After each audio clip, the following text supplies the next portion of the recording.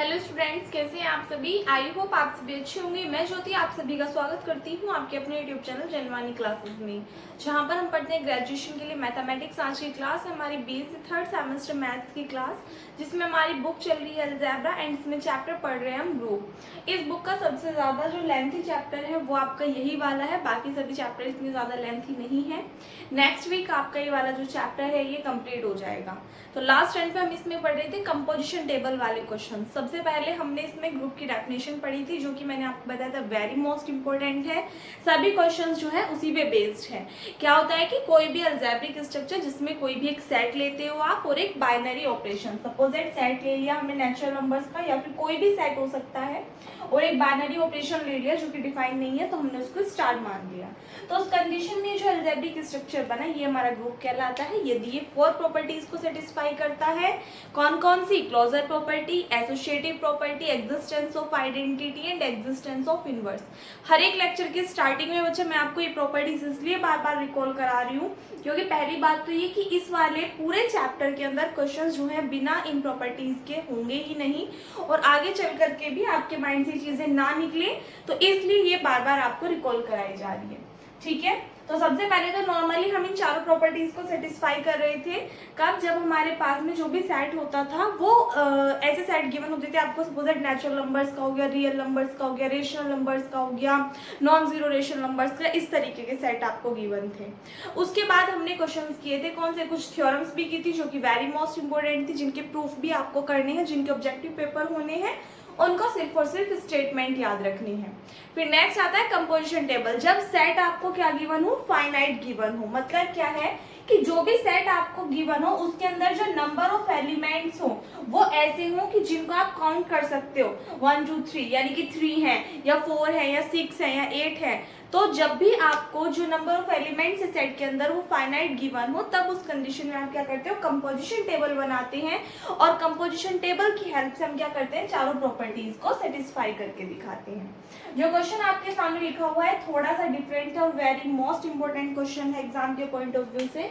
Question में आपसे क्या कहा है कि show that this set G is equals to this, where यहाँ पे जो सेट G उसके अंदर एलिमेंट कौन कौन से हैं? 1 ओमेगा एंड ओमेगा स्क्वायर।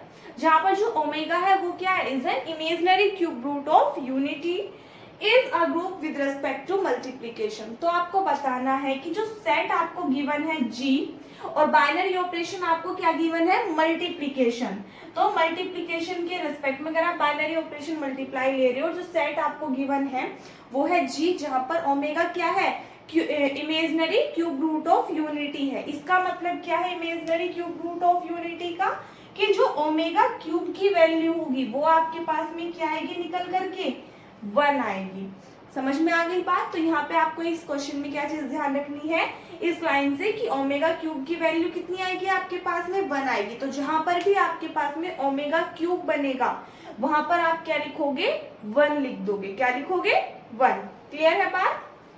चलिए, अगर ये चीज भूल गई तो बच्चा क्वेश्चन सॉल्व नहीं होगा, अगर इस चीज पे आपने ध्यान नहीं किया तो।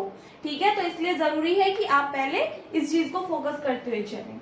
अब सबसे पहले आपको वही चीज बताई है कि चारों प्रॉपर्टीज आपको क्या करनी होंगी? सेटिस्फाई करके दिखानी होंगी। तो सबसे पहले आप लिखोगे कि लेट नाउ आप लिखोगे गिवन दैट, क्या क्या दिया हुआ है आपको? एक सेट गिवन है, this set G is equals to 1 omega and omega square.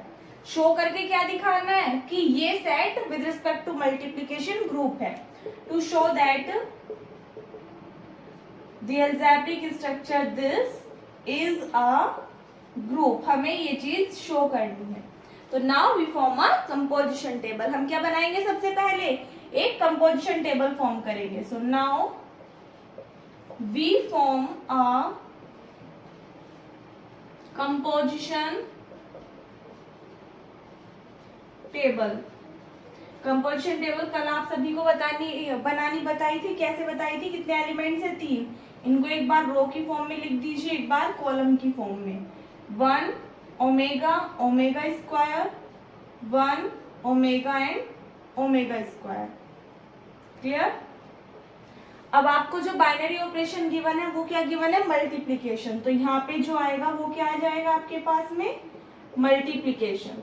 ठीक है, सॉल्व कैसे करते हो, 1 में क्या करनी है आपको, जो भी बाइनरी ऑपरेशन गिवन है, अगर एडिशन गिवन होता तो टर्म्स को ऐड करते चलते, अब मल्टीप्लीकेशन गिवन है तो टर्म्स की आप मल्टीप्लाई करोगे, तो 1 में करोगे 1 की ओमेगा में करोगे ओमेगा, ओमेगा स्क्वायर में करोगे तो ओमेगा स्क्वायर, ओमेगा की 1 में करोगे तो ओमेगा, ओमेगा की ओमेगा में करोगे ओमेगा स्क्वायर, ओमेगा की ओमेगा स्क्वायर में मल्टीप्लाई करोगे, बेस सेम है, पावर साइड हो जाएगी तो 2 and 1 3, और अभी आपको बताया ओमेगा क्यूब की जो वैल्यू है वो कितनी है, 1 है, चाहे तो साइड में आप नोट कर लीजिएगा, कभी फिर आपको बाद में कंफ्यूजन रहे। ठीक है, तो यहाँ पर हमारे पास में क्या आ जाएगा 1।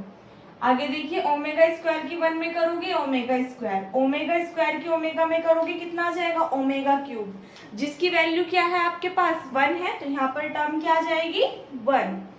लास्ट ओमेगा स्क्वायर की मल्टीप्लाई ओमेगा स्क्वायर में करनी है, तो यहाँ से देखिएगा omega square into omega square, कैसे, अब आपके पास में आ जाएगा ओमेगा की पावर 4, लेकिन हमें इसकी वैल्यू नहीं पता, हमें किसकी पता है, ओमेगा क्यूब की, तो इसको आप ऐसे भी तो लिख सकते हो ओमेगा इंटू ओमेगा क्यूब, भाई बेस सेम है, पावर साइड हो जाएंगी, कोई प्रॉब्लम नहीं होगी।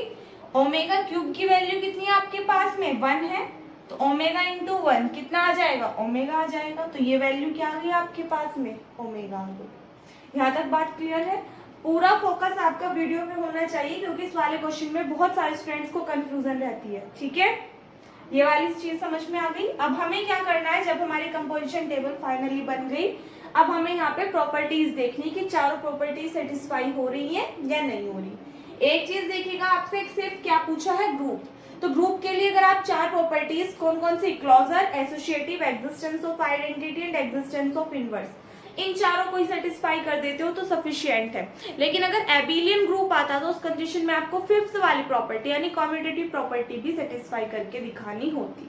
कंपोजिशन टेबल के अंदर almost commutative property always satisfy करती ही करती है वैसे। ठीक है, तो सबसे पहले आप क्या करोगे, now v satisfy the following axioms या प्रॉपर्टीज, आप कुछ भी कह सकते हो। ठीक है, तो सबसे पहले फर्स्ट नंबर पे कौन सी आएगी, क्लोजर प्रॉपर्टी। क्लोजर प्रॉपर्टी में आपको मैंने बताया था कि जब भी आप कंपोजिशन टेबल प्रिपेयर करोगे तो उसके लिए क्लोजर प्रॉपर्टी कैसे सेटिस्फाई करके दिखानी होती है कि कंपोजिशन टेबल के अंदर सोल्व करके जो भी एलिमेंट्स आए वो सभी एलिमेंट्स किसको बिलोंग करने चाहिए, गिवन सेट को बिलोंग करने चाहिए। तो ये हमने कंपोजिशन टेबल बनाई थी, इसके अंदर सोल्व करके जितने भी एलिमेंट्स आए, 3 ही एलिमेंट देखने को मिल रहे हैं, 1 ओमेगा ओमेगा स्क्वायर, क्या ये तीनों एलिमेंट सेट को बिलोंग कर रहे हैं, सेट क्या था जी, 1 ओमेगा ओमेगा स्क्वायर, तो जितने भी एलिमेंट्स कंपोजिशन टेबल के अंदर है वो सभी क्या कर रहे हैं, सेट को बिलोंग कर रहे हैं, तो इसलिए जो सेट होगा वो क्लोज होगा under the binary operation multiplication. ठीक है, अगर कोई भी एलिमेंट ऐसा आ जाता जो कि सेट के अंदर नहीं है तो उस कंडीशन में फिर ये वाली प्रॉपर्टी हमारी सेटिस्फाई नहीं होती। तो आप क्या लिखोगे कि since all the entries in the composition table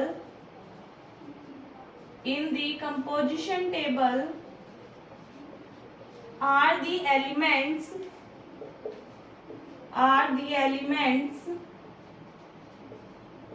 of the set G, so hence G is closed with respect to multiplication. तो इट मीन्स हमारी जो क्लोजर प्रॉपर्टी है वो सेटिस्फाई हो रही है। ठीक है, यहां तक हो गया। इसके बाद में जो सेकंड प्रॉपर्टी है वो है हमारी एसोसिएटिव प्रॉपर्टी। कौन सी है, associative property.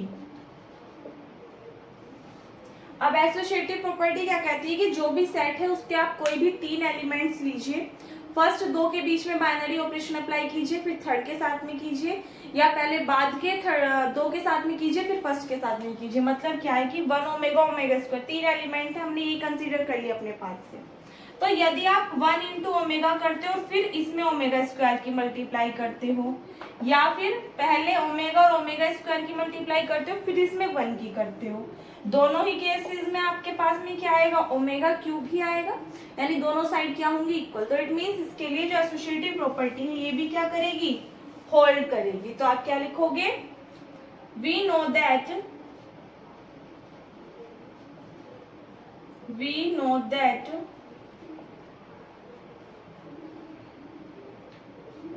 this set under composition multiplication is associative। क्योंकि कई बार ऐसा हो जाता है इन केसेस में कि सपोज दैट मान लीजिए जो एलिमेंट्स है वो आपको तीन ना गिवन हो, तीन से कम, यानी कि दो ही एलिमेंट्स गिवन हो, तो उस कंडीशन में फिर आप शो करके नहीं दिखा सकते। लेकिन अगर क्लोजर प्रॉपर्टी सेटिस्फाई हो रही है तो 110% जो एसोसिएटिव प्रॉपर्टी है वो भी आपकी ऑलवेज सेटिस्फाई होगी ही होगी। तो इसलिए आप इसको डायरेक्टली भी लिख सकते हो कि जो सेट जी है वो अंडर गिवन कंपोजिशन मल्टीप्लीकेशन क्या करेगा, एसोसिएटिव प्रॉपर्टी को सेटिस्फाई करेगा, सो वो एसोसिएटिव होगा। ठीक है, एक बार पहले यहाँ तक का स्क्रीनशॉट लीजिए, फिर आगे करते हैं। ठीक है, अब इसके बाद में थर्ड जो प्रॉपर्टी आएगी वो कौन सी होगी, existence of identity. Existence of identity हर एक चीज में, हर एक लेक्चर में आपको बार बार रिकॉल करा रही हूँ, सिर्फ और सिर्फ इस वजह से ताकि आप लास्ट तक ना भूलें। ठीक है, तो आइडेंटिटी क्या होती है कि किसी भी एलिमेंट को अगर आप लेते हो, मान लीजिए ए, और एक हमने आइडेंटिटी एलिमेंट माना अपने पास से क्या, ई, तो आइडेंटिटी क्या होती है कि अगर आप आइडेंटिटी एलिमेंट का बाइनरी कंपोजिशन मल्टीप्लिकेशन गिवन है तो हमने मल्टीप्लाई ही लगा दिया, किसी भी अनदर एलिमेंट के साथ में लगाते हैं तो हमें यही वाला एलिमेंट मिल जाता है। अगर ई क्या है, आइडेंटिटी एलिमेंट, मल्टीप्लिकेशन के केस में आइडेंटिटी एलिमेंट क्या होता है, 1, क्योंकि 1 की मल्टीप्लाई किसी भी एलिमेंट में आप करोगे तो आपको क्या मिल जाएगा, वही मिल जाएगा। भाई 1 की 99 में करोगे 99 मिल जाएगा, 1 की आप 10 में करोगे 10 मिल जाएगा, 1 की आप 65 में करोगे 65 मिल जाएगा। तो किसी भी एलिमेंट में मल्टीप्लाई करोगे आपको वही मिल जाएगा, है ना। तो इसलिए 1 क्या होगा मल्टीप्लिकेशन के केस में, आइडेंटिटी एलिमेंट। अब क्योंकि सेट हमें गिवन है 1 ओमेगा ओमेगा स्क्वायर, तो हमें एक चीज तो दिखाई दे गई, इसके अंदर 1 तो इंक्लूडेड है। अब हमें देखना है किसके थ्रू, कंपोजिशन टेबल के थ्रू, कि कौन सा एलिमेंट जो है वो आइडेंटिटी एलिमेंट होगा, हम अपने पास से नहीं बता सकते। ठीक है, तो देखो सबसे पहले आपको क्या देखना है, इसके अंदर ऐसा कौन सा एलिमेंट है जिसकी तीनों के तीन, भाई 3 एलिमेंट है सेट के अंदर, तो ऐसा कौन सा एलिमेंट है जिसकी इन तीनों एलिमेंट्स में मल्टीप्लाई करने पे यही वाले तीनों एलिमेंट हमें मिल रहे हैं। तो आप क्या कहोगे कि दी अगर हम फर्स्ट वाली रो में देखें तो हमने देखा कि 1 मिल रहा है, यहाँ पे ओमेगा मिल रहा है, ओमेगा स्क्वायर, किस में मल्टीप्लाई करने पे 1 में, यानी कि 1 की 1 में मल्टीप्लाई करने पे 1 की ओमेगा में की तो ओमेगा मिल गया, 1 की ओमेगा स्क्वायर में की तो ओमेगा स्क्वायर मिल गया। बाकी कहीं पे भी ऐसी कंडीशन अप्लाई हो रही है, भाई ओमेगा की 1 में कर रहे हो तो ओमेगा मिल रहा है, लेकिन हमें क्या चाहिए, यही वाले एलिमेंट्स एज इट इज चाहिए। तो कब मिल रहे हैं, इस फर्स्ट वाली रो के अंदर।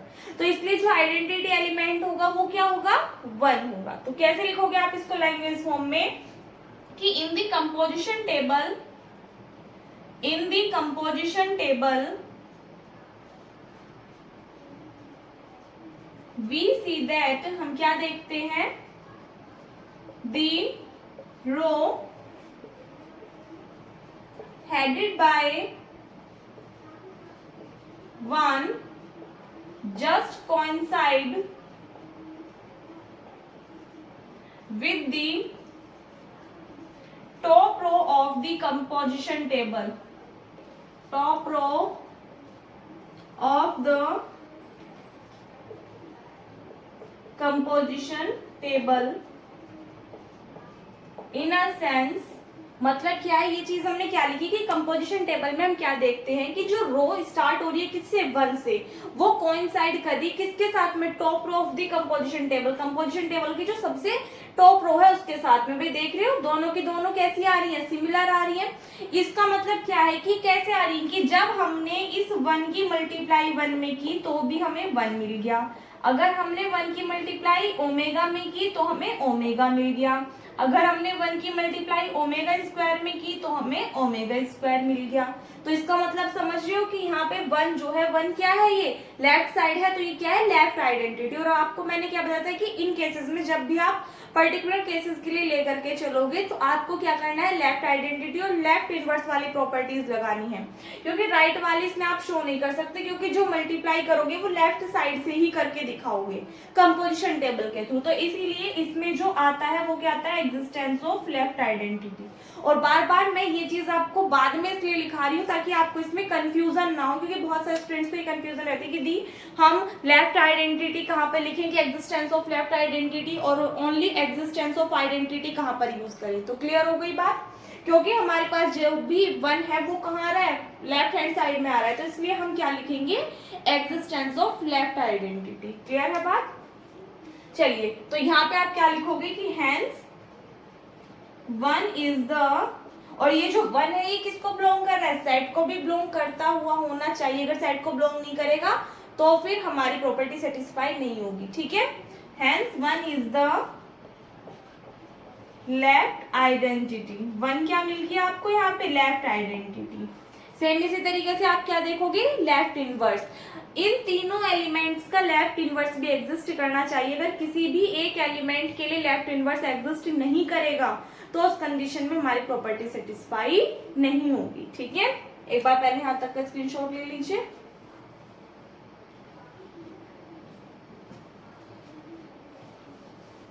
फोर्थ प्रॉपर्टी डालिए heading, existence of left inverse.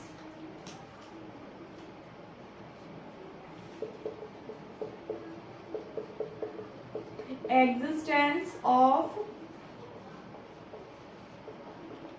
Left inverse. अब इनवर्स के लिए आपको क्या देखना पड़ेगा, आप सभी को पता है कि किसी भी एलिमेंट में यदि उसके इनवर्स एलिमेंट की मल्टीप्लाई करोगे, क्योंकि बाइनरी कंपोजिशन क्या है, मल्टीप्लिकेशन, तो आपको क्या मिलेगा, आइडेंटिटी एलिमेंट। यानी कि यदि ए हमने कोई भी एक एलिमेंट ले लिया, उसका इनवर्स एलिमेंट क्या होगा, ए इनवर्स। तो इन दोनों के बीच में जब आप बाइनरी कंपोजिशन मल्टीप्लिकेशन अप्लाई करोगे तो आपको आइडेंटिटी एलिमेंट मिलना चाहिए। आइडेंटिटी क्या निकल कर के आई, अभी 1। देखो ए इनवर्स को आप क्या लिख सकते हो, 1/a लिख सकते हो। ए से कैंसिल आउट, क्या मिल रहा है आपको, 1 मिल रहा है, नहीं मिल रहा, तो इसलिए ए का इनवर्स क्या हो गया, ए इनवर्स। तो अब हमें कंपोजिशन टेबल के थ्रू ये देखना है कि 1 का इनवर्स क्या होगा, ओमेगा का इनवर्स क्या होगा, ओमेगा स्क्वायर का इनवर्स क्या होगा। अब क्योंकि 1 जो है वो आइडेंटिटी, और हमें पता है कि जो आइडेंटिटी एलिमेंट होता है वो खुद का ही इनवर्स होता है, क्योंकि 1 में 1 की मल्टीप्लाई करोगे तो ही आपको 1 मिलेगा, सीधी सी बात है। तो इसलिए 1 का जो इनवर्स है वो तो क्या हो जाएगा, 1 ही हो जाएगा। ओमेगा और ओमेगा स्क्वायर का हम चेक करेंगे। ठीक है, तो आप क्या लिखोगे, वी नो दैट, क्या कह रहे हो दीदी, हम तो बहुत कुछ जान रहे हैं, सारी प्रॉपर्टीज में है। We know that the identity element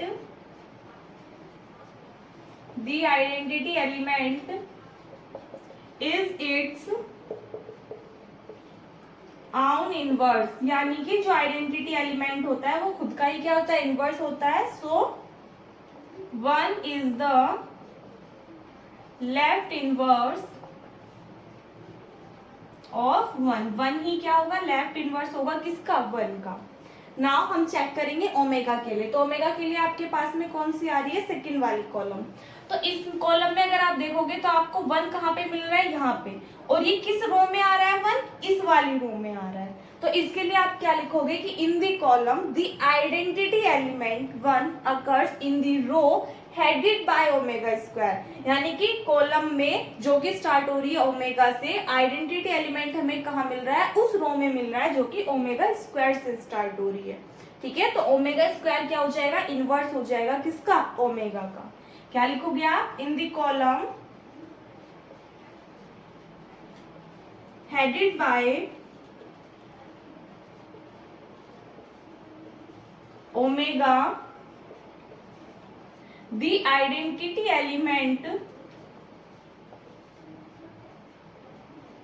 occurs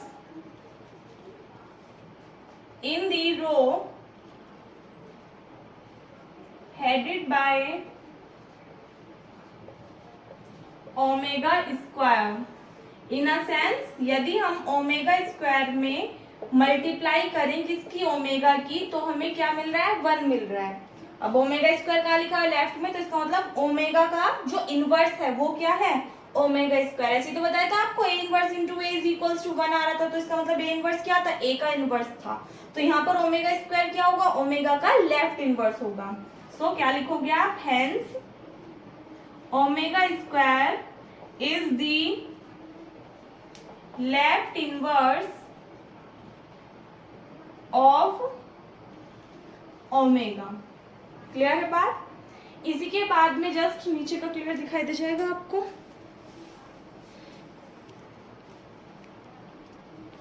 अब आपको इधर तक का क्लियर दिखाई दे रहा होगा। लास्ट फिर किसके लिए देखोगे आप, ओमेगा स्क्वायर के लिए। तो क्या लिखोगे कि इन दी कॉलम, जो कि किससे स्टार्ट हो रही है, ओमेगा स्क्वायर से, headed by omega square the identity element occurs in the row। इसमें आइडेंटिटी एलिमेंट आपको कहाँ मिल रहा है, इस सेकंड रो में, जो कि किससे स्टार्ट हो रही है, ओमेगा से। In the row headed by omega. In a sense इसका मतलब क्या है कि जब आपने ओमेगा में ओमेगा स्क्वायर की मल्टीप्लाई की तब आपको क्या मिल रहा है, 1 मिल रहा है। तो यहाँ पे ओमेगा क्या हो जाएगा, लेफ्ट इनवर्स हो जाएगा किसका, ओमेगा स्क्वायर का। So hence omega is the left inverse of omega square. एक बात और, आप में से बहुत सारे स्टूडेंट्स इस कंफ्यूजन में होंगे, दीदी इतनी सारी लैंग्वेज लिख करके दिखानी है, कैसे करना है कैसे नहीं। तो देखो, अगर आपके पास में टाइम है तो ऑब्वियसली आपको पूरी की पूरी लैंग्वेज लिख करके दिखानी है, क्योंकि लॉन्ग क्वेश्चन के अंदर क्वेश्चन आपसे पूछा जाता है, ठीक है। दूसरी बात कि कभी कभी ऐसा हो जाता है कि आपका क्वेश्चन रह गया, टाइमिंग आपके पास में 2-3 मिनट, ये नहीं है ज्यादा टाइम, या फिर आपके पास में 1 मिनट भी प्रॉपरली नहीं बच रही और ये वाली चीज आपकी रह गई इनवर्स वाली, तब उस कंडीशन में क्या करना है, तब उस कंडीशन में शॉर्टली आप डायरेक्टली शो करके दिखा सकते हो कौन सी चीजें। मान लीजिए आपने ये वाली चीज लिख दी कि आइडेंटिटी एलिमेंट होता है वो खुद का इनवर्स होता है, तो 1 का लेफ्ट इनवर्स तो 1 हो गया। फिर उसके बाद में एक लाइन लिख करके दिखा दीजिए कि किसी भी एक कॉलम के लिए, और सिमिलरली करके बस ये वाली चीज शो करके दिखा देना कि this into this is equals to 1, this into this is equals to 1, this into this is equals to 1, जितनी भी आपके पास में टर्म्स हो, ठीक है। इससे आपका टाइम भी बच जाएगा और आपका क्वेश्चन भी हो जाएगा। बट ऐसा नहीं करना कि क्वेश्चन को छोड़ करके आ गए, ठीक है। डायरेक्टली सिमिलरली करके ये वाली चीज डिनोट कर दोगे तो भी आपको मार्क्स मिल जाएंगे। यहाँ तक लिखने के बाद में आपने देखा चारों प्रॉपर्टीज क्या हो रही है, हमारी होल्ड कर रही है, यानी कि हर एक एलिमेंट का जो इनवर्स है वो क्या कर रहा है, एग्जिस्ट कर रहा है। तो आप क्या लिखोगे कि सिंस मत लिखना, आप यहाँ पे लिखना hence every element of the set G possess its left inverse. यानी कि जो आपके पास में सेट है जी, उसका हर एक एलिमेंट का लेफ्ट इनवर्स क्या कर रहा है, एग्जिस्ट कर रहा है, यानी कि हर एक एलिमेंट अपना लेफ्ट इनवर्स रखता है। तो देयरफॉर आप क्या कह सकते हो, देयरफॉर जो सेट है G with the binary operation multiplication is a group. Also अगर आप इसको एबिलियन शो करना चाहते हो तो आप कॉम्यूटेटिव प्रॉपर्टी हेडिंग डाल के लास्ट में ये भी दिखा सकते हो कि in the composition table we see that the elements also satisfy commutative property. So जब आपकी कॉम्यूटेटिव प्रॉपर्टी सेटिस्फाई हो जाएगी, hence this set is an abelian group. ये जो सेट है वो एबिलियन ग्रुप हो जाएगा। और किस ऑर्डर का, कितने एलिमेंट्स है सेट के अंदर, 3 एलिमेंट्स है, तो जो ऑर्डर होगा वो कितना होगा, 3 होगा। So order of the group G is equals to 3। Clear है, यहां तक नोट कीजिए। उसके बाद में एक क्वेश्चन आपको होमवर्क से करने के लिए दूंगी। देखिएगा नेक्स्ट क्वेश्चन है, show that this set G is equals to this is a finite abelian group of order 2 under multiplication as composition. Set दिया हुआ है, सेट के अंदर नंबर ऑफ एलिमेंट्स कितने हैं, 2 हैं, एक 1 एक -1, तो सीधी सी बात है ऑर्डर तो इसका 2 ही हो गया। एबिलियन ग्रुप शो करना है, यानी कि 5th वाली प्रॉपर्टी कॉम्यूटेटिव प्रॉपर्टी शो करनी है। जो सेट है अंडर कंपोजिशन क्या गिवन है, मल्टीप्लीकेशन, तो इसके लिए ग्रुप फॉर्म करता है। इस क्वेश्चन को खुद से करके देखिएगा। ये कंपोजिशन टेबल का लास्ट क्वेश्चन है। इसके बाद में जो नेक्स्ट क्वेश्चन आएगा वो थोड़ा थ्योरेटिकल क्वेश्चन है, और उसके बाद में ये तो सिंपल कंपोजिशन टेबल हमने बनाई थी, मतलब क्या है कि अगर मल्टीप्लीकेशन है तो डायरेक्टली मल्टीप्लाई कर दी, प्लस है तो डायरेक्टली प्लस कर दिया, इस तरीके से। लेकिन अब जो इसके बाद में क्वेश्चंस आएंगे वो आपके मॉडुलो वाले क्वेश्चंस होंगे, यानी कि जो मल्टीप्लीकेशन होगा वो अंडर मॉडुलो 7, अंडर मॉडुलो 6 इस तरीके से गिवन होगा, जिसमें जो कैलकुलेशन है वो थोड़ी सी इस वाले से कैसी होगी, डिफिकल्ट होगी। ये वाली तो सिंपल थी, तो इसमें आपको और ज्यादा कंफ्यूजन होगी आगे, तो इसलिए पहले अपना ये वाला कंसेप्ट जो है इसको अच्छे से क्लियर कर लीजिएगा। कल संडे है, आज तक आपको जितने भी होमवर्क से क्वेश्चंस दिए हैं उन सबको कर लीजिएगा। अगर नहीं किए हुए ये सोच के कि बाद में कर लेंगे, किसी भी क्वेश्चन में कोई भी डाउट आता है तो आप कमेंट सेक्शन में बता सकते हैं, कल डाउट क्लास में सॉल्यूशन मिल जाएगा। और अगर नहीं है तो जितने भी क्वेश्चंस आपको जिस वीडियो में गिवन है उसमें लिख दीजिएगा कि ma'am homework questions is done, ताकि ये पता चल जाए कि आपने क्वेश्चंस जो है वो किए भी हैं या नहीं किए हैं, ठीक है।